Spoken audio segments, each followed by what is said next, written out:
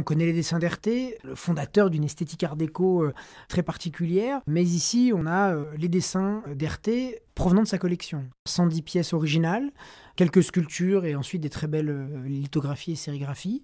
Les dessins viennent de la collection Serge Lehmann, qui a été l'homme de confiance d'Herté pendant plus d'une dizaine d'années, dans les dernières années de sa vie, mais la plupart des dessins présents dans cette vente étaient dans la collection Herté lui-même, ces dessins qu'il avait conservés. Il est d'origine russe, contre l'avis de ses parents, qui venaient d'une famille de la noblesse russe. Il est venu travailler en France. D'ailleurs, il va prendre le pseudonyme d'Herté pour ne pas déshonorer sa famille. Il s'appelait Romain de Tirtov, et donc il va prendre ce pseudonyme d'artiste.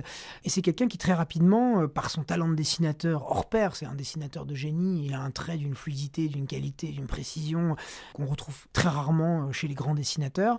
Il était capable de faire un dessin d'une précision et d'une finesse. Il travaillait au pinceau, parfois même au poil. Ses visages sont extraordinaires.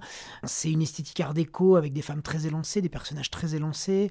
Ses aplats de couleurs, il travaille à la gouache, donc en plus les dessins gardent une fraîcheur et sont d'une modernité assez exceptionnelle. Il va très rapidement être reconnu à la fois pour son esthétique et pour sa qualité de dessin, et va être capté par des créateurs de mode, des gens qui vont lui commander des projets de costumes pour le théâtre. Il va énormément travailler pour le théâtre, pour les ballets, pour le cabaret, et puis il va être capté, ça va être l'un des grands contrats de sa vie, et c'est ce qui va le propulser sur le devant de la scène, par le magazine Harper's Bazaar, pour lequel il va réaliser plus d'une centaine de couvertures. Voilà, donc il a conservé cette couverture de Harper's Bazaar. Il a aussi conservé un dessin d'un portrait d'homme, un portrait de mannequin, qui possiblement est un autoportrait qui lui ressemble en tout cas fortement, et on savait qu'il avait tendance à se représenter dans certains de ses dessins.